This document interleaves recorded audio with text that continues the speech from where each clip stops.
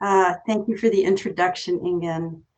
Um, uh, the day that he asked me, I just want to add a few of my own little recollections, which is, I've always remembered that when he asked me, I was in the middle of being head server for Oryoki during a retreat. And if you've ever been to City Center, the Zendo's in the basement and the Oryoki is staged kind of right outside. And then there's a long hallway. And my memory is, it could be completely wrong, that I was busy, taking care of the serving table, and Ingen walked by me, started to walk down the hall, and then turned around and said, "Would you like to teach yoga, Tassajara?" And I was like, "Of course." So it was kind of a wonderful Oryoki moment for me. And then I do agree that Mark wasn't terribly enthusiastic about the yoga part. He immediately sprained his wrist, and so I don't think he ever really participated. But when Ingen joined, from my perspective, part of what I think made it work for us was I was quite enthusiastic about Zen myself. So I saw this as an opportunity to do Zen practice. And he always participated in the yoga part.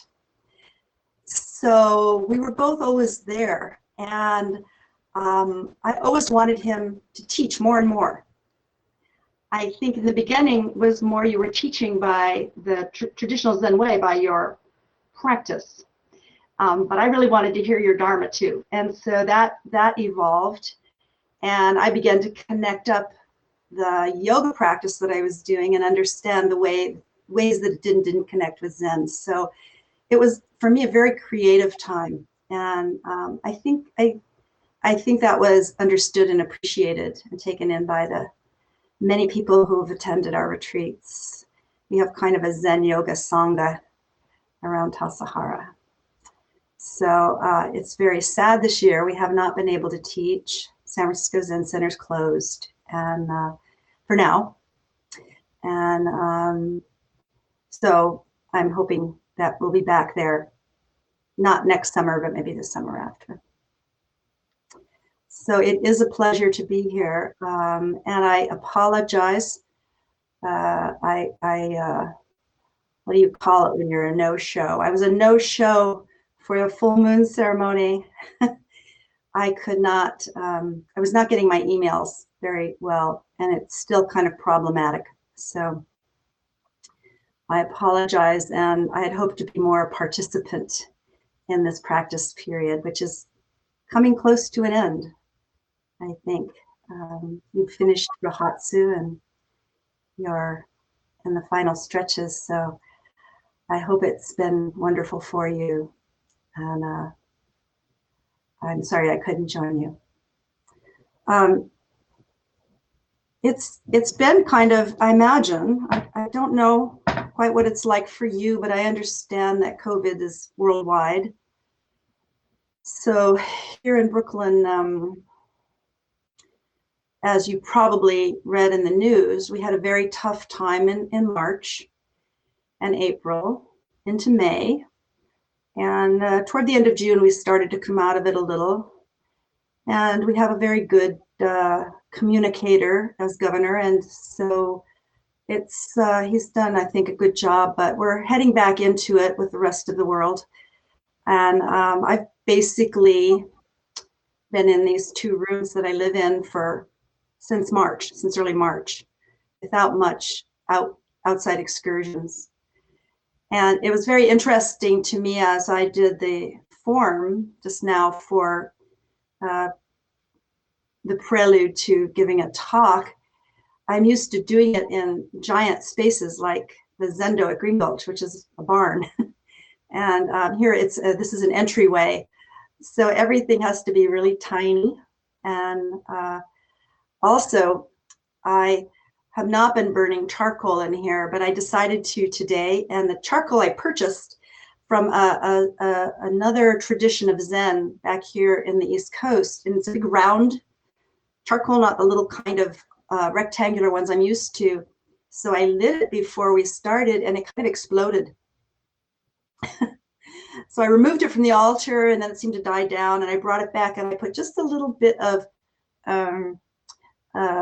incense on it, and hopefully it'll be okay. But if you see anything going on behind my head, it looks like my head is on fire.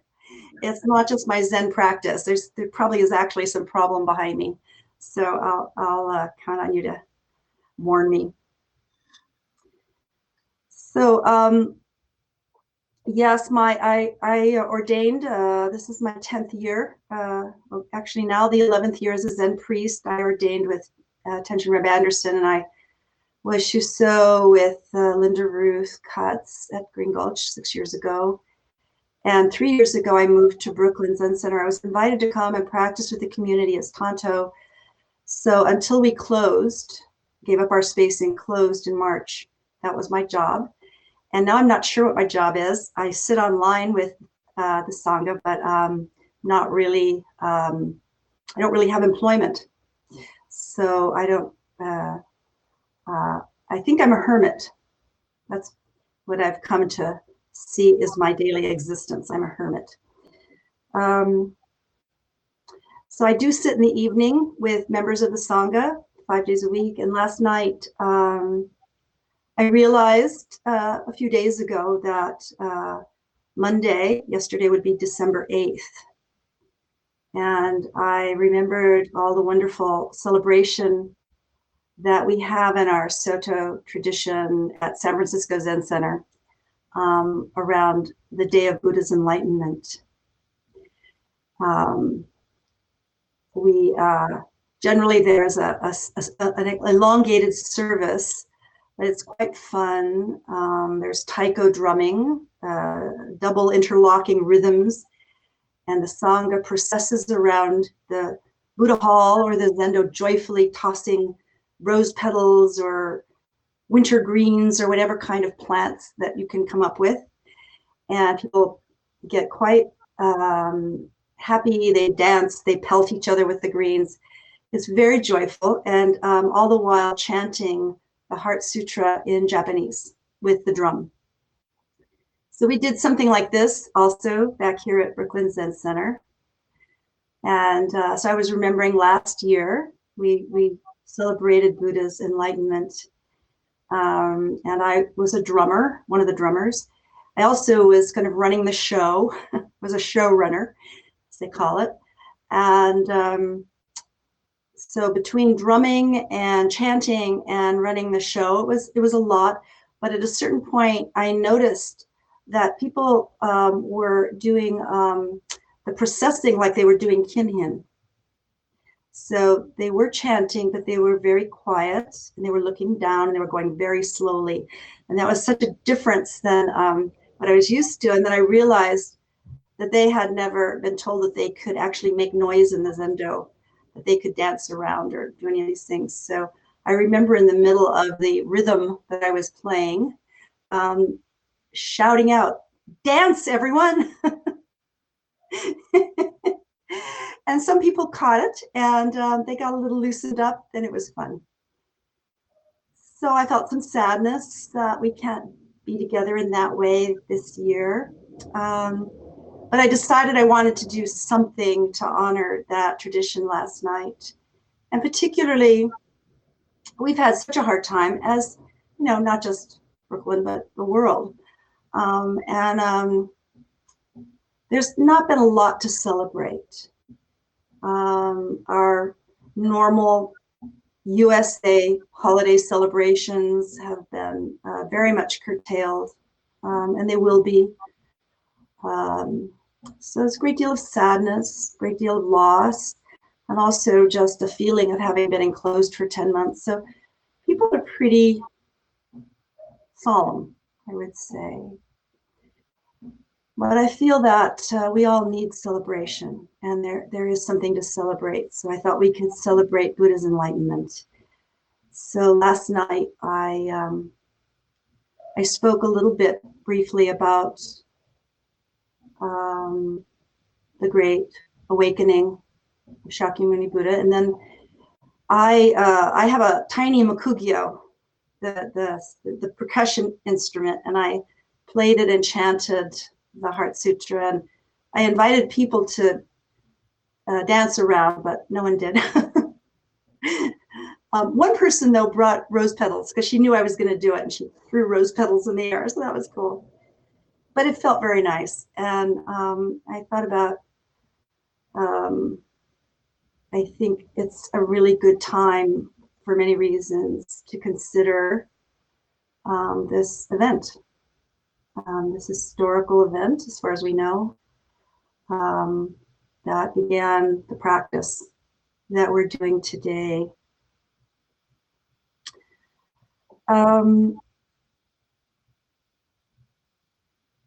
There is, well, first of all, let me say that the word Buddha, literally, it comes from the root of the verb bud, to awaken.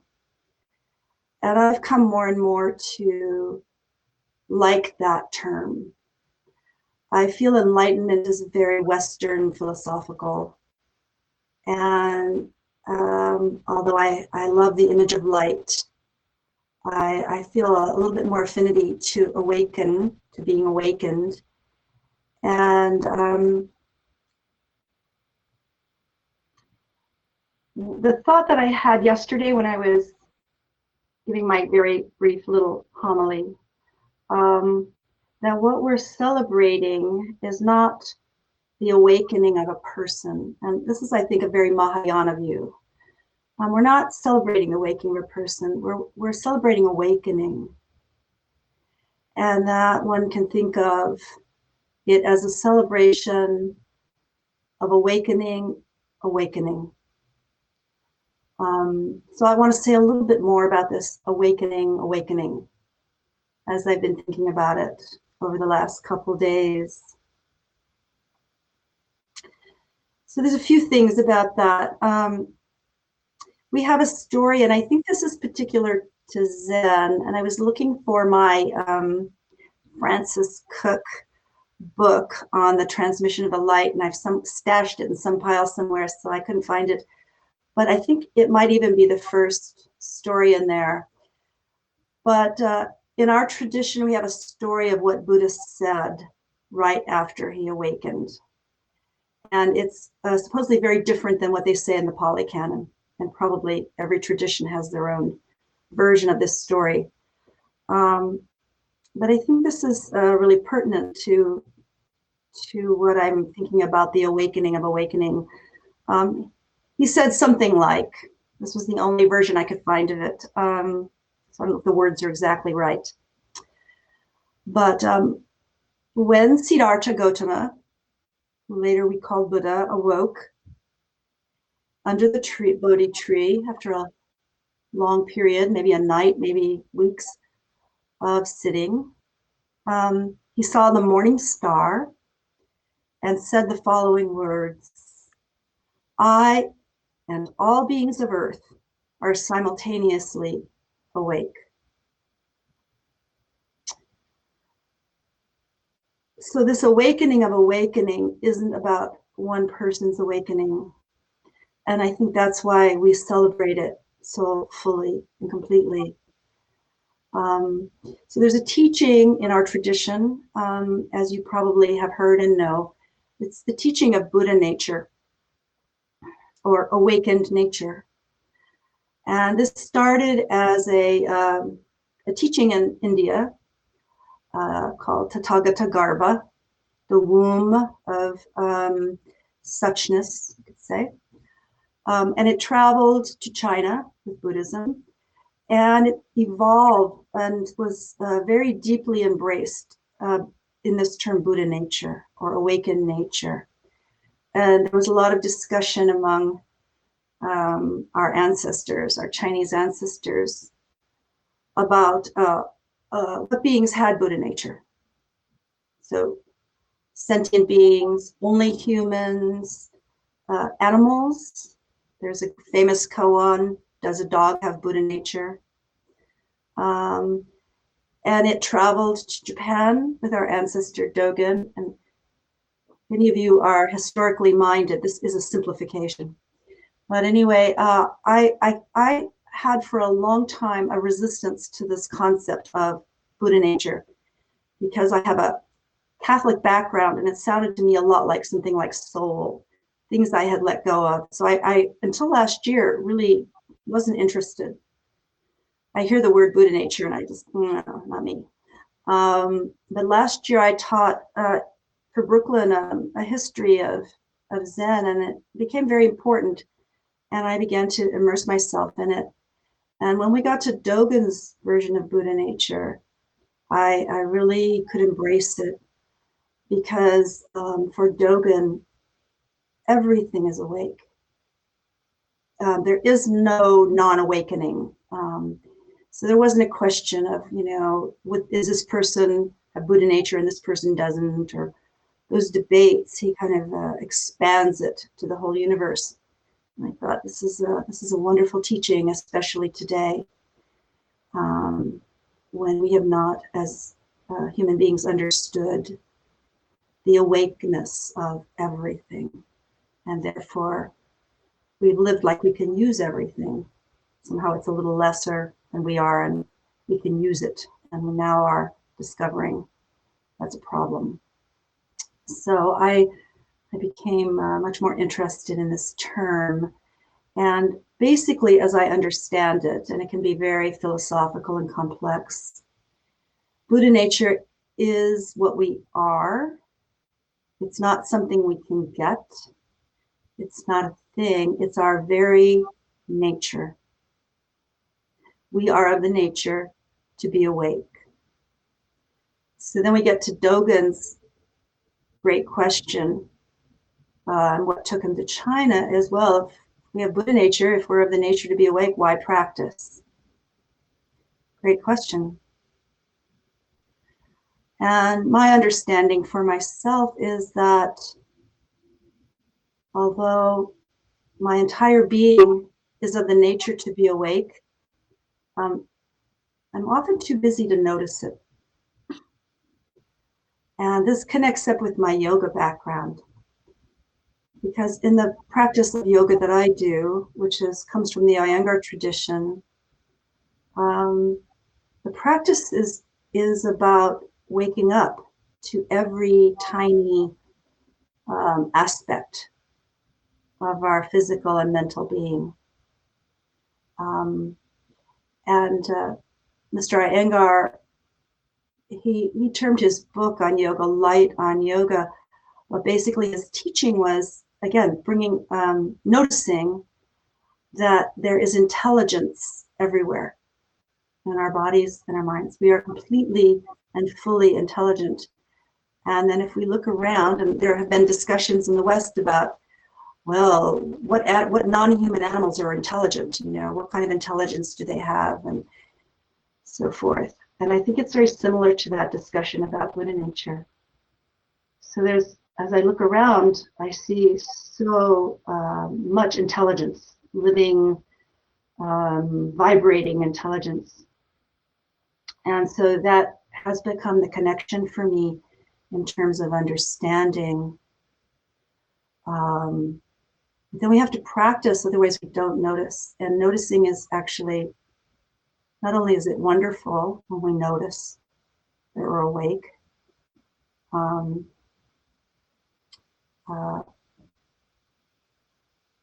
well, I don't think we have to notice anything more than it's wonderful.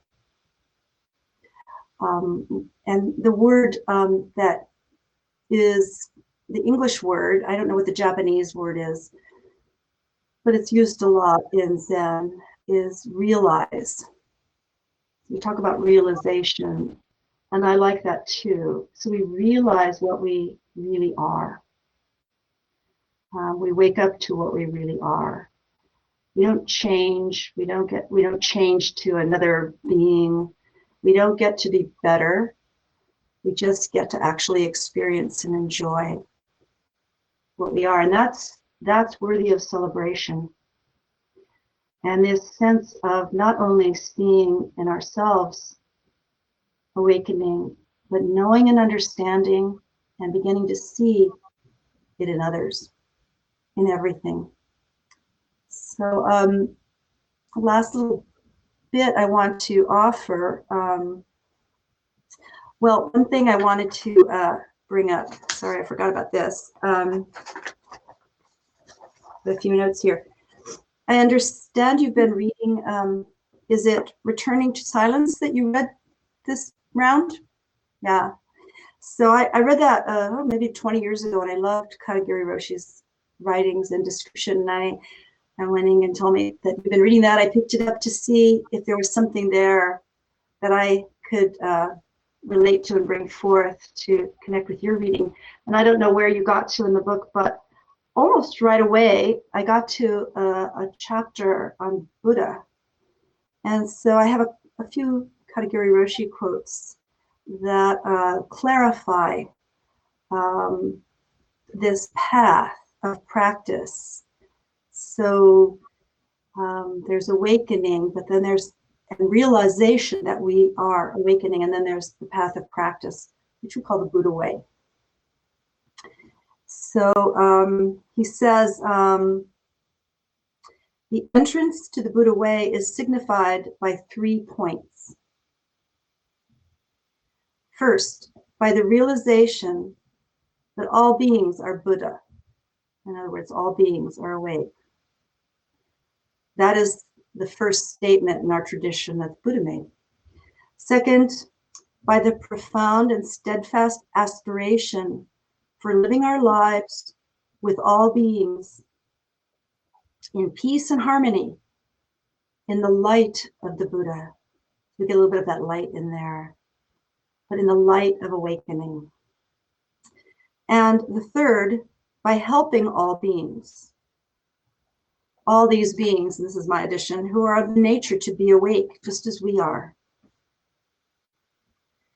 So I thought that was a beautiful outline to take up the Buddha way. And here we are coming in the West to the end of a year, and people have new beginnings. We pass the marker of January 1st. And also coming out of Sesshin, coming out of a Rahatsu in particular, is often a time when this aspiration to travel the Buddha way becomes heightened or reinvigorated. So really, again, just 3 points. Number 1, realizing that all beings are Buddha, including ourselves. Second, by a profound and steadfast aspiration for living our lives with all beings in peace and harmony in the light. That one's particularly poignant. If you have any, you're following the news of the USA, we are having terrible problems here. We don't see each other as Buddha. We don't see each other as awake. And we are in discord and even violence here because of this. And third, by helping all beings, by helping all beings. And this practice reminded me of a story from the Lotus Sutra. So when I was Shuso, that was the text we studied. And being 6 years ago, I haven't really revisited it recently. But Reb has taken up this as his teaching for the January intensive. And so people who study with him, he's now just online basically, are going to take up this study, have taken up this study. So I'm happy to move back there. And there's a wonderful story that, I was very ambivalent about it. I'm often very ambivalent about the most important things. So this is another story I was ambivalent about. And this is the story of variously translated, never disparaging or never disrespectful bodhisattva. It's chapter 20 of the Lotus Sutra if you want to check it out. So I thought I would read you a little bit of this story. So it's being told by a great Buddha. I think his name is Great Strength Buddha. And basically, it's his own story of when he was a bodhisattva. So if you don't mind, I will offer you some reading. And this is the Jean Reeves edition.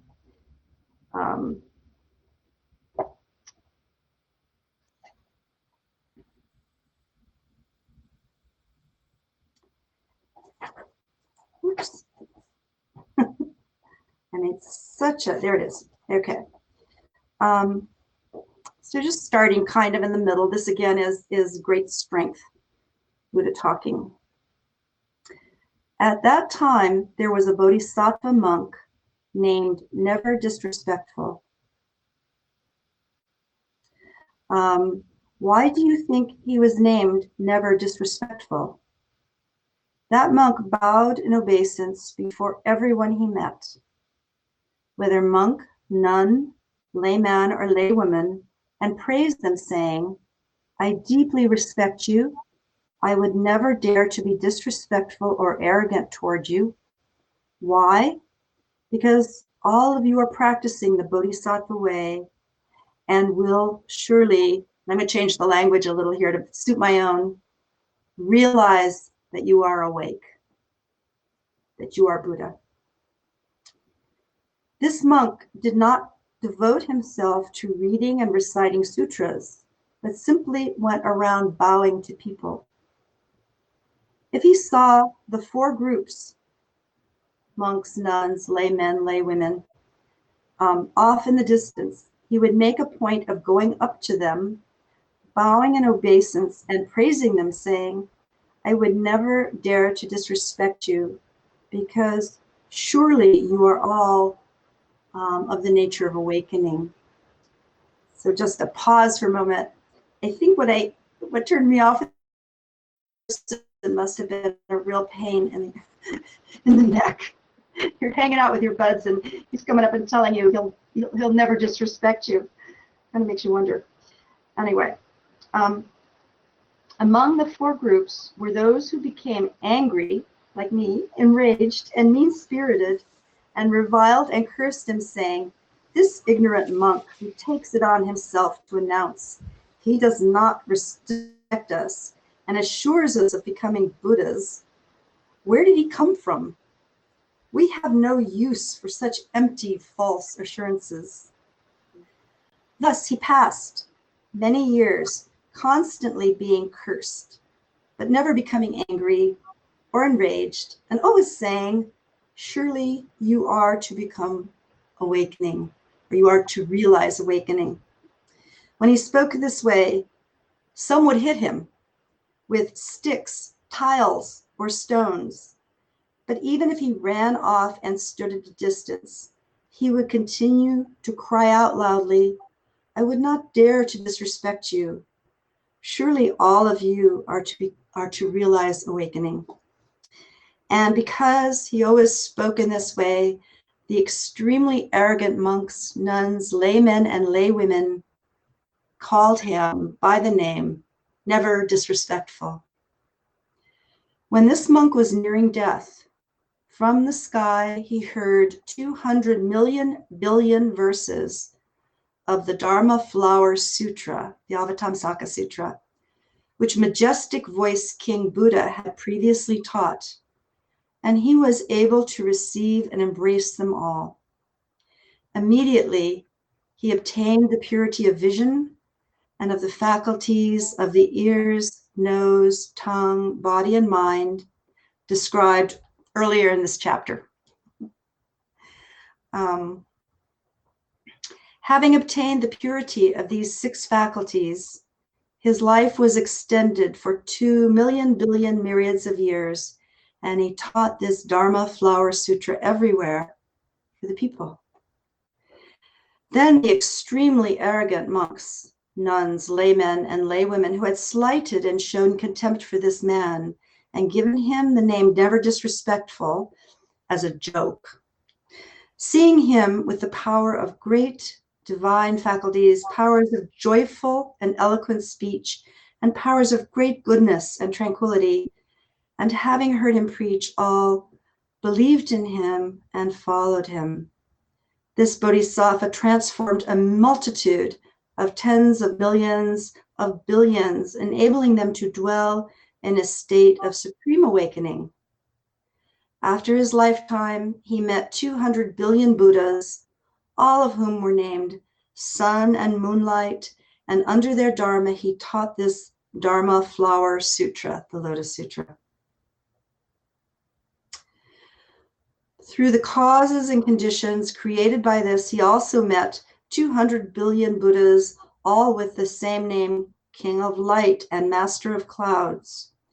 Under the Dharma of those Buddhas, he received, embraced, and read, recited, and taught this sutra for all four groups.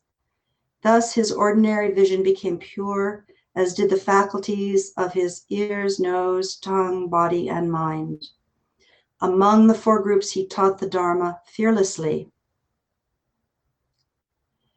In this way, never disrespectful Bodhisattva, the Great One, made offerings to numerous Buddhas, revering, honoring, and praising them.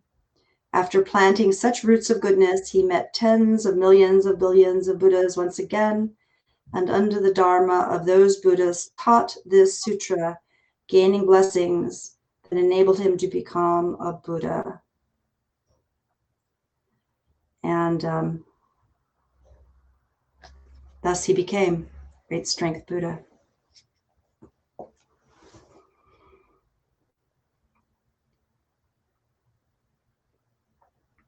I think I've finally grown into this story, grown into appreciating being in a world where it's so easy to see people as unawakened, to see myself as unawakened, and not to realize that altogether we're awakened. And it has given me the aspiration to re-enter the Buddha way in this way that Katagiri Roshi has outlined. And this is what Katagiri Roshi says. This is his promise of the Buddha way. If you become generous or magnanimous in whatever situation you may be, joy, appreciation, and gratitude come up from the ground just like spring water. Because you are a great being, because you are awake. That is the meaning of to realize the truth that all beings are Buddha.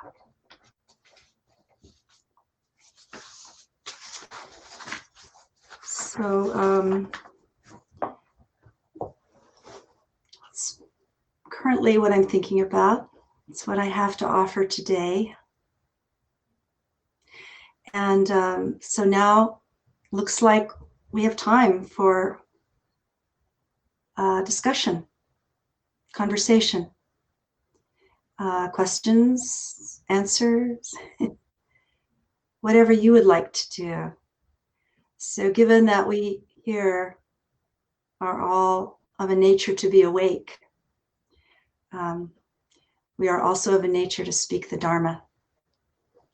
So I would love to hear your Dharma.